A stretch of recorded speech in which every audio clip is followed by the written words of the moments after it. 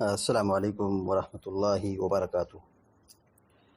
الحمد للہ رب العالمین والعاقبۃ للمتقین والصلاة والسلام علی اشرف الانبیاء والمرسلین نبینا محمد وعلی آلہ وصحبہ اجمعین وبعد۔ فعن عائشة رضی اللہ تعالی عنہا قالت جاءت فاطمة بنت أبي حبيش إلى النبي صلى الله عليه وسلم فقالت يا رسول الله إني امرأة أستحاض فلا أطهر أفأدأ الصلاة؟ قال لا، إنما ذلك عرق وليس بحيض، فإذا أقبلت حيضتك فدعي الصلاة، وإذا أدبرت فاغسلي عنك الدم ثم صلي، متفق عليه۔ وللبخاري ثم توضئي لكل صلاة، وأشار مسلم إلى أنه حذفها عمدا۔ بلوغ المرام من ادلۃ الاحکام کی حدیث نمبر 63 ابھی آپ کے سامنے پڑھی گئی ہے اور بڑی لمبی روایت ہے۔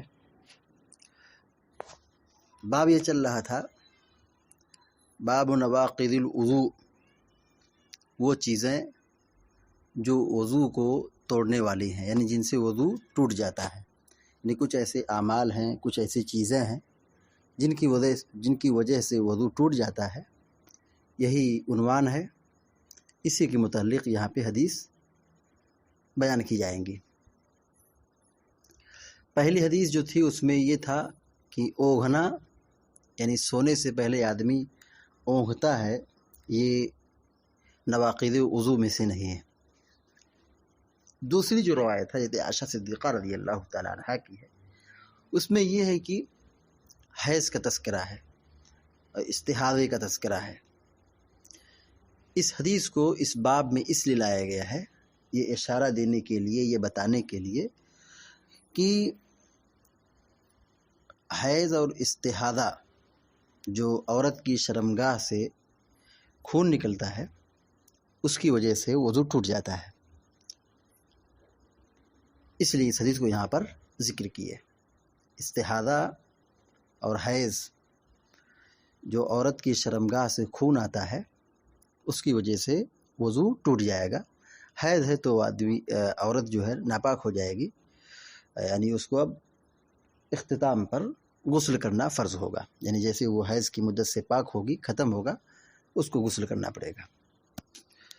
حدیث کا ترجمہ دیکھیے۔ عن عائشة رضی اللہ تعالی عنہا قالت جاءت فاطمة بنت أبي حبيش إلى النبي صلى الله عليه وسلم فقالت يا رسول الله إني امرأة أستحاض فلا أطهر أفأدع الصلاة؟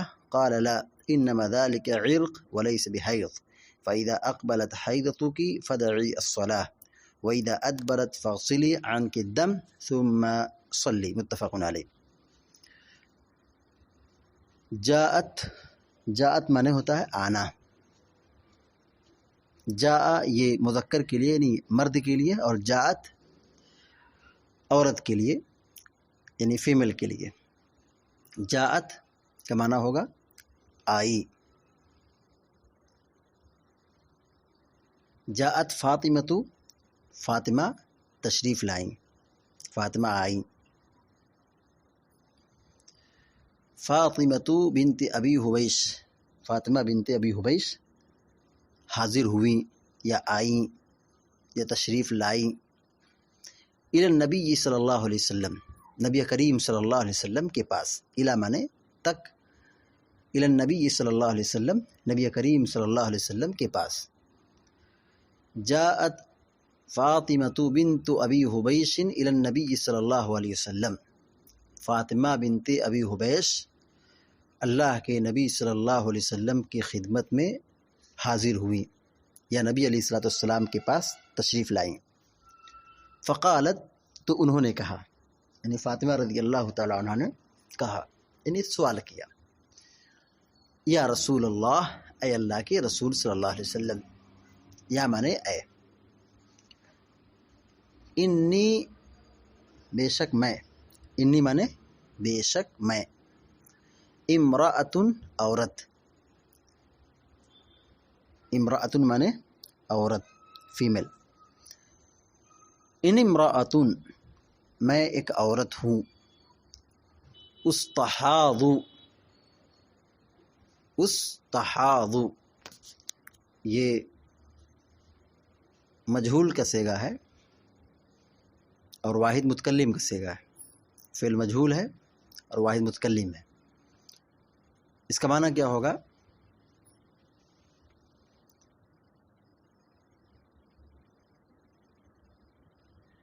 مجھے استحاضے کا خون آتا ہے، ان امرأتن استحاض، میں ایسی خاتون ہوں کہ مجھے استحاضہ کا خون آتا ہے، یا میں استحاضہ کی حالت میں مبتلا ہوتی ہوں۔ استحاضہ کیا ہے؟ یہ عورت کو حیض کے علاوہ جو خون آتا ہے اس کو استحاضہ کہتے ہیں، یہ بیماری کا خون ہوتا ہے۔ یعنی ہر بڑی عورت کو یا بالغہ خاتون کو ہر مہینے حیض کا خون آتا ہے۔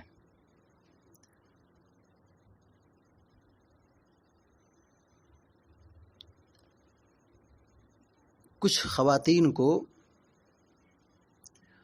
حیض کے خون کے علاوہ بھی خون آتا ہے، جیسے مثال کے طور پر ایک عورت ہے جس کو 4 روز ناپاکی کا خون آتا ہے، جس کو حیض کا خون کہا جاتا ہے، اور یہ ہر مہینے آتا ہے، اور یہ ہر بالغہ خاتون کو آتا ہے۔ اس کی مدت کے بعد بھی اگر کوئی خون آ رہا ہے تو یہ زائد خون مانا جاتا ہے، جس کو شریعت کی نگاہ میں استحاضہ کہا گیا ہے۔ استحاضہ معلوم رہے کہ عورت کی شرمگاہ سے 3 طرح کا خون آتا ہے، ایک وہ جو حیض کا ہے جو ہر مہینے آتا ہے، دوسرا خون ہے جو عورت کی حیض کے علاوہ زائد خون آتا ہے جس کو استحاضہ کہا جاتا ہے۔ تو حیض کا جو خون ہوتا ہے یہ ناپاک ہوتا ہے، اور یہ ناپاکی کی مدت ہوتی ہے، یعنی اس میں عورت کیا ہوتی ہے؟ ناپاک ہوتی ہے، اس میں نماز پڑھنا روزہ رکھنا اس کے لیے منع ہوتا ہے۔ اس کے علاوہ جو دوسرا خون ہے جس کو استحاضہ کہا جاتا ہے، یہ طہر کی مدت ہے، یعنی اس میں عورت ناپاک نہیں ہوتی ہے، عورت ناپاک نہیں ہوتی ہے، اس میں وہ روزہ نماز کی پابندی کرے گی نہیں۔ استحاضہ کی مدت میں، استحاضہ کی مدت یعنی جو حیض کا خون آنے کے بعد جو زائد خون آتا ہے اور وہ فطری خون ہے، یعنی جس کا کلر بالکل سرخ اور لال ہوتا ہے، تو یہ استحاضہ کا جو خون ہے یہ طہارت کا خون ہے، یہ طہارت کی مدت ہوتی ہے، طہر کی مدت ہے، یعنی اس میں عورت روزہ نماز کی پابندی کرے گی۔ اور تیسرا جو خون آتا ہے وہ ڈیلیوری کے وقت آتا ہے، جس کو نفاس کا خون کہا جاتا ہے، اور یہ بھی ناپاکی کی مدت ہوتی ہے، یعنی اس میں عورت ناپاک ہوتی ہے، روزہ نماز اس میں عورت نہیں کرے گی۔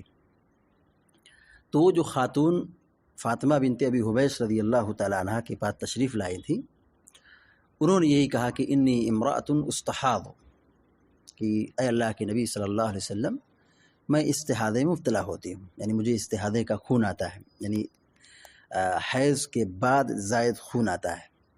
فلا اطہر، فلا اطہر کا معنی ہوگا تو میں پاک نہیں ہوتی، فلا اطہر تو میں پاک نہیں ہوتی، یعنی ان کا یہ سمجھنا یہ تھا کہ جیسے حیض کا خون ہے، ناپاکی کی مدت ہوتی ہے، اس میں روزہ نماز کی پابندی نہیں کی جاتی ہے، ایسے ہی جو زائد ایکسٹرا خون آ رہا ہے اس میں بھی روزہ نماز کی پابندی نہیں کرنی ہوگی، یعنی حیض کی طرح یہ معاملہ ہے۔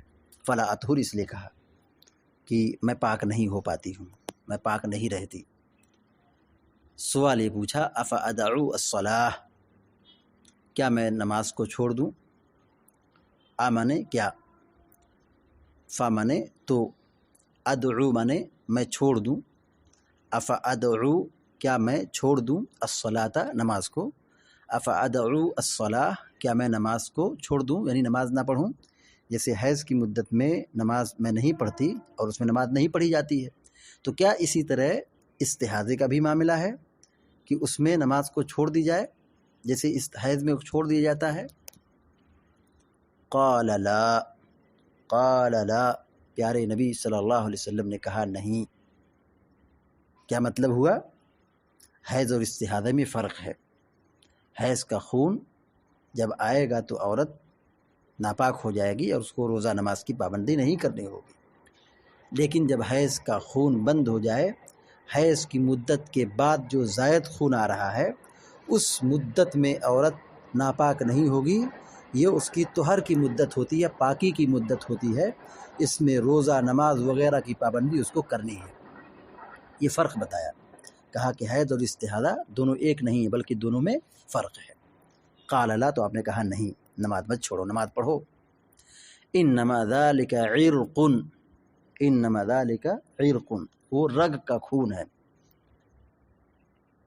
عرق مانے رگ، عرق مانے رگ، یعنی یہ حیض کا خون نہیں ہے جو ناپاکی کی مدت جس سے شروع ہو جائے، یہ رگ کا خون ہے، یعنی یہ بیماری ہے۔ جیسے انسان کے جسم میں رگوں میں خون دوڑتا ہے تو یہ رگ والا خون ہے، یہ حیض والا خون نہیں ہے جو ناپاکی کی مدت ناپاکی کی مدت مانی جائے۔ انما ذالک عرق، یہ رگ والا خون ہے، رگ۔ ولیس بحیض، ولیس بحیض، لیس مانے نہیں، حیض مانے حیض، یہ حیض کا خون نہیں ہے۔ انما ذالک عرق، یہ رگ ہے، ولیس بحیض، اور یہ حیض کا خون نہیں ہے۔ فَإِذَا أَقْبَلَتْ حَيْضَتُكِ فَدَعِي الصَّلَاةَ، فَإِذَا مانے جب، اقبلت مانے آئے، اقبلت مانے آئے، حیض مانے حیض، حیضتُکِ تمہارا حیض، حیضتُکِ تمہارا حیض، فَدَعِي الصَّلَاةَ، فَدَعِي الصَّلَاةَ، فَدَعِي مانے تو چھوڑو، فَدَعِي تم چھوڑو، الصلاۃ نماز کو، فَإِذَا أَقْبَلَتْ حَيْضَتُكِ جب تمہارا حیض آ جائے، فَدَعِي الصَّلَاۃ تو نماز کو چھوڑ دو، یعنی حیض کی مدت میں نماز نہیں پڑھی جائے گی۔ یعنی عورت جب ناپاک ہوتی ہے، اس کا پیریڈ شروع ہوتا ہے تو اس میں وہ عورت نماز نہیں پڑھے گی، اور بعض روایتوں میں روزے کا بھی ذکر ہے، اور دوسری جگہوں پر اور بھی ممنوعات ہیں، جیسے کہ وہ اعتکاف میں ہے تو وہ اعتکاف واپس ختم، یعنی مسجد میں سے نکل جائے، اس کا اعتکاف ختم ہو گیا۔ اور اسی طریقے سے حیض کی مدت میں جو چیز منع ہے وہ یہ کہ ہم بستری ہے، یعنی جماع ہے، یہ پابندی ہے شریعت میں۔ فَدَعِي الصَّلَاةَ نماز کو چھوڑ دو، تو کچھ چیزیں ممنوع ہے جس کا تذکرہ بھی یہاں پہ کیا گیا، نماز چھوڑنا ہے، روزہ چھوڑنا ہے، ہم بستری چھوڑنا ہے، اور اگر عورت اعتکاف میں ہے تو وہ اعتکاف بھی چھوڑ دے، یعنی اپنے گھر واپس آ جائے۔ وَإِذَا أَدْبَرَتْ فَاغْسِلِي عَنْكِ الدَّمَ، اور جب حیض کا خون بند ہو جائے، وَإِذَا مانے جب، ادبرت مانے بند ہو جائے، چلا جائے، ادبرت مانے چلا جائے،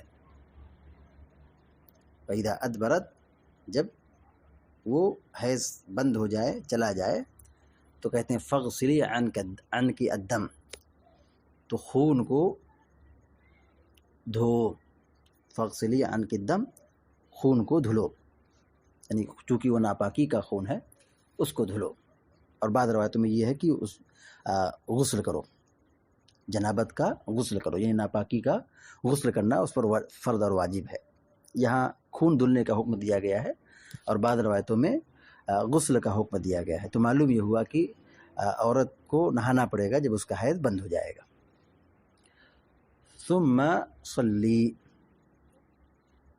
خون دھلو، ثم صلی پھر نماز پڑھو، یعنی حیض کی مدت میں نماز نہیں پڑھنا ہے، لیکن جب حیض کی مدت ختم ہو گئی، حیض بند ہو گیا، تو پھر اب غسل کرنا ہے، جہاں جہاں گندگی لگی ہے اس کو صاف کرنا ہے، اور پھر نماز کی پابندی کرنی ہے. ثم صلی، پھر نماز پڑھو. وَإِذَا، اور جب ادبرت منے چلا جائے، ختم ہو جائے، خون بند ہو جائے، فغسلی، دھلو. فغسلی کا معنی ہوگا دھلو. عن کی الدم، عن کے معنی ان معنی سے، کاف معنی تم، یعنی جہاں جہاں خون لگا ہے. الدم خون. ثم معنی پھر، صلی معنی نماز پڑھو. صلی معنی نماز پڑھو. وَإِذَا أَقْبَلَتْ حَيْضَتُكَ، جب تمہارا حیض آئے، فَدْعِي الصَّلَاةَ، تو نماز کو چھوڑ دو. وَإِذَا أَدْبَرَتْ، اور جب بند ہو جائے، فَغْسِلِي عَنْ کی دم، تو خون کو دھلو، یعنی صاف کرو، یعنی غسل کرو. ثم صلی، پھر نماز پڑھو. متفق علیہ، بخاری مسلم کی روایت ہے. وللبخاری، اور بخاری کے اندر یہ ہے، ثم توضئی لکل صلاۃ. آپ صلی اللہ علیہ وسلم نے ان کو کہا کہ تم ہر نماز کے لیے وضو کرو. یعنی کس کے لیے؟ جو خاتون استحاضے کی بیماری مبتلا ہے، استحاضے کی بیماری میں مبتلا ہے، اور اسے حیض کا استحاضے کا خون آتا ہے، یعنی حیض کے بعد خون آتا ہے، تو حیض میں نہانے کے بعد، حیض کی مدت ختم ہونے پہ نہانے کے بعد جب استحاضے کا خون آتا رہے، تو کہا کہ ہر نماز کے لیے وضو کرو. یعنی ظاہر سی بات ہے، جب خون آئے گا تو وضو ٹوٹ جائے گا، تو وضو بنانے کی ضرورت پڑے گی. ثم توضئی لکل صلاۃ، ہر نماز کے لیے وضو کرو.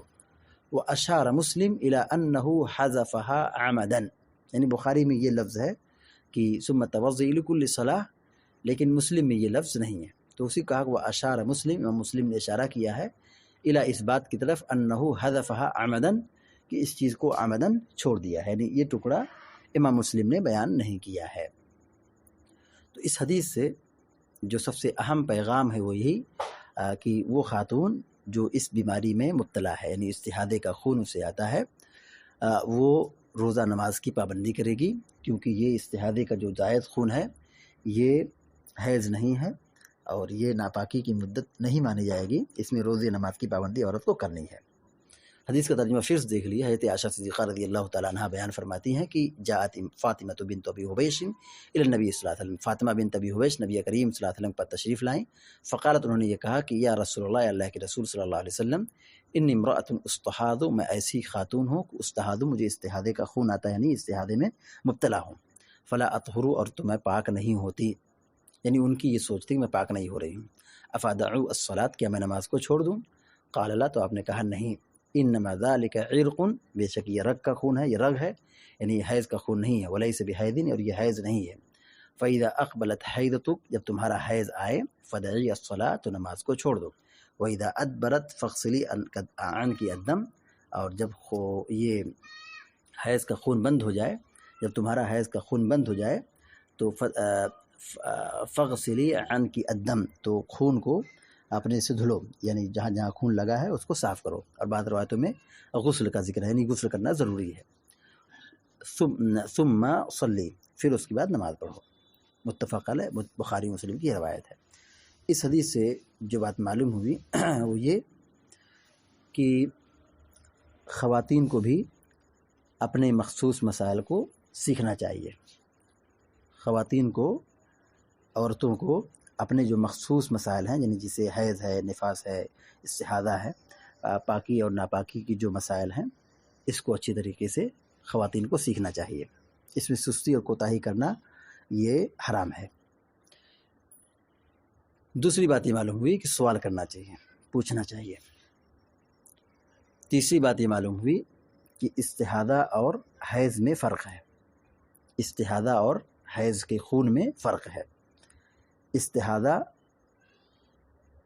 کی مدت میں عورت ناپاک نہیں ہوگی، اور حیض کی مدت میں عورت ناپاک مانی جائے گی، اس کو روزہ نماز نہیں پڑھنا ہوگا. چوتھی بات یہ معلوم ہوئی کہ نماز کی پابندی کرنی چاہیے. نماز کی پابندی کرنی چاہیے. پانچویں اور آخری بات یہ معلوم ہوئی کہ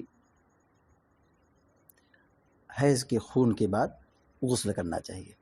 حیض کے اختتام پر غسل کرنا چاہیے.